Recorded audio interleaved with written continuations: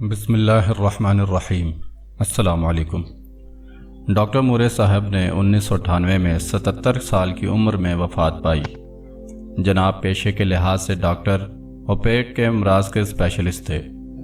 بہت سارے لوگوں کی طرح مصر کی تاریخ میں بہت بڑے انٹرسٹڈ شخص تھے، لیکن اس فیلڈ میں کوئی فارمل تعلیم حاصل نہیں کی۔ اس فیلڈ کے ماہرین میں سب سے پہلے نمبر پر ایجپٹولوجسٹ آتے ہیں۔ یہاں یہ یاد رہے کہ ایلوپیتھک میڈیکل ڈاکٹرز کو مصری تاریخ و حنوط شدہ لاشوں کے متعلق آج بھی پوری دنیا میں نہیں پڑھایا جاتا، کیونکہ پڑھانے کی ضرورت ابھی تک محسوس ہی نہیں ہوئی۔ مورے صاحب فرانس میں پیدا ہوئے اور پیرس میں ہی وفات پائی۔ آپ پیدائشی کرسچن تھے۔ ڈاکٹری میں جناب بہت ماہر تھے، اور اتنے ماہر تھے کہ مصر کے صدر انور سادات مرحوم بھی ان کے مریضوں میں شامل تھے۔ بات شروع ہوتی ہے 70 کے عشرے کے لگ بھگ۔ یہ ہم سب جانتے ہیں کہ مصری تہذیب دنیا کی پرانی ترین تہذیبوں میں سے ایک ہے، اور مصریوں کی آمدنی کا ایک بہت بڑا ذریعہ احرام مصر اور حنوط شدہ لاشیں وغیرہ ہیں۔ انور سادات اور ایجپٹولوجسٹ وغیرہ حنوط شدہ لاشوں کے گلنے سڑنے کو لے کر پریشان تھے، کیونکہ یہ لاشیں اگر ختم ہو گئیں تو ان کا ٹورزم پر بہت فرق اور آمدنی میں کمی ہوگی۔ اس پریشانی میں سب سے پہلے نمبر پر جس شخص کی لاش آتی ہے اسے دنیا رمسس II کے نام سے جانتی ہے۔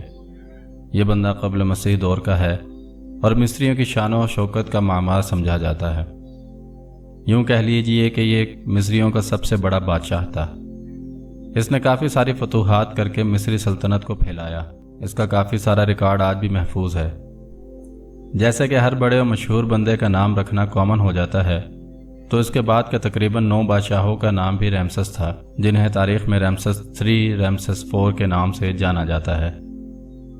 اس وقت مصر میں ٹیکنالوجی کوئی اتنی ایڈوانس نہیں تھی، تو ڈاکٹر موریس وغیرہ کے کہنے پہ گلنے سڑنے کی وجوہات جاننے اور روک تھام کے لیے لاش کا باقاعدہ پاسپورٹ بنا کر فرانس بھیجا گیا۔ وہاں پورے پروٹوکول کے ساتھ لاش کو ویلکم کیا گیا، اور ریسرچ سے پتہ چلا کہ گلنے سڑنے کی وجہ لاش میں فنگس اور بیکٹیریا کا ہونا ہے۔ پھر گیما ریز وغیرہ کی مدد سے لاش کو سٹیریلائز کرنے کی بڑی حد تک کامیاب کوشش کی گئی۔ ڈاکٹر مورس نے اپنی مشہور کتاب the Quran, the Bible, the Quran and science میں دعویٰ کیا ہے کہ یہ رمسس II ہی ہے، وہ فرعون جس کا ذکر الہامی کتابوں میں ہے اور جس کی لاش محفوظ رکھی جائے گی، یہ بتایا گیا ہے۔ یہاں یہ بات یاد رہے کہ فرعون کوئی نام نہیں، ٹائٹل ہے، جیسے صدر مملکت یہ ٹائٹل ہے اور نام عارف الوی ہے۔ مورس کے اس دعوے کو اگرچہ بڑی مقبولیت ملی اور آج تک ہے، لیکن بہت کم لوگ جانتے ہیں کہ مورس کے اس دعوے کا ایجپٹولوجسٹ اور اس فیلڈ کے ماہرین اور سائنسدانوں نے ٹھیک ٹھاک نہ صرف مذاق اڑایا بلکہ توا لگایا۔ سوال یہ ہے کہ مذاق کیوں اڑایا؟ مورس کے بقول اس کے کلیم کی بنیاد رمسس II کے جسم میں سمندری نمک کی اچھی خاصی مقدار پائی گئی تھی، جو یہ ثابت کرتا ہے کہ یہ سمندر میں ڈوب کر مرا تھا۔ ماہرین اس کا جواب دیتے ہیں کہ مصر میں لاشوں کو حنوط کرنے کا یہ سلسلہ قبل مسیح سے تھا، اور شاید کوئی لاکھوں میں لاشیں حنوط کی گئی ہیں۔ ان میں انسانوں کے علاوہ بلیاں اور پالتو جانور بھی شامل ہیں۔ اس وقت کے لوگوں کا یہ عقیدہ تھا کہ آفٹر لائف میں روحیں اپنے جسموں میں واپس آ جائیں گی، تو جسموں کو اچھی حالت میں ہونا چاہیے کہ روحوں کو اپنے جسم میں پہنچنے کی دشواری نہ ہو، اور اسی دشواری سے بچنے کے لیے لاشیں حنوط کر دی جاتی تھیں۔ طریقہ کار یہ تھا کہ پہلے لاش کو پیٹ سے چیر کر اور ناک کے قریب سوراخ کر کے تمام اہم اعضاء کو خشک کر کے کچھ مرتبانوں میں بند کیا جاتا تھا۔ پھر لاش کو اچھی طرح دھو کر اور مسالہ جات لگا کر اسے 1 سے 2 ماہ کے لیے سمندری نمک میں دفن کر دیا جاتا تھا، کیونکہ اس وقت کے لوگ یہ بھی جانتے تھے کہ سمندری نمک لاش کے اندر کی ساری نمی کو چوس لینے کی صلاحیت رکھتا ہے، اور یہ اس وقت بھی علم تھا کہ جتنی نمی ہوگی گلنے سڑنے کا عمل اتنا ہی زیادہ ہوگا۔ پھر لاش کو نکال کر پٹیاں چڑھائی جاتی تھی، اور پھر دوبارہ 1 سے 2 ماہ کے لیے ریت میں دبا دیا جاتا تھا۔ پھر اس کے بعد لاش کو نکال کر دوبارہ پٹیاں چڑھائی جاتی تھیں، اور پھر خاص قسم کے تابوت اور پھر مقبرہ تعمیر کیا جاتا تھا۔ امیر آدمیوں کے مقبروں میں گولڈ وغیرہ بھی رکھا جاتا تھا کہ آفٹر لائف میں انہیں مالی مشکل وغیرہ نہ ہو۔ غریبوں کی لاشیں ظاہر ہے حنوط نہیں ہوتی ہوں گی، کیونکہ یہ سارا پروسیجر آج بھی بہت مہنگا ہے۔ گوروں وغیرہ نے ان مقبروں اور لاشوں پر بڑی تحقیق کی ہے، اور لطف کی بات یہ ہے کہ کچھ اہل مصر نے کئی 2 نمبر حنوط شدہ لاشیں بھی بیچی ہیں۔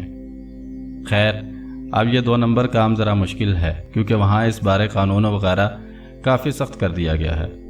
ماہرین کے مطابق سمندری نمک تو ہر حنوط شدہ لاش میں پایا جاتا ہے، क्योंकि समुद्री नमक में दफन करना तो SOP था। इसलिए डॉक्टर मोरेस का क्लेम रिजेक्ट किया जाता है। मजाक ये कहकर भी उड़ाया गया कि जनाब आप डॉक्टर हैं और आपको लाशें कैसे हनूद की जाती हैं इसका बुनियादी इल्म तक नहीं। हत्ता कि आज भी म्यूजियम के लोग कहते हैं कि ये वो लाश नहीं है जिसका जिक्र इलामी किताबों में आया है, क्योंकि वो फिरौन जवान था और ये तो 90 साल शख्स की लाश है जो जोड़ों के मरीज था और बुढ़ापे की वजह से कुब निकल आया था। यह शख्स जोड़ों के अमराज वगैरह की वजह से रथ सवारी नहीं कर सकता था और रिसर्च से इस बात साबित हो चुकी है कि इसकी मौत की वजह बैक्टीरियल इन्फेक्शन थी जो दांत से शुरू हुई थी और इसके दांतों का बुरा हाल था जो आज भी हम बूढ़े लोगों में देखते हैं। बुढ़ापे में अक्सर लोगों के दांत गिर जाते हैं, मुंह पिलपिले हो जाते हैं, मसनूई दांत वगैरह लगवाने पड़ते हैं। तो फिर इस फिरौन की लाश किधर है जिसका मुक़द्दस किताबों में जिक्र है?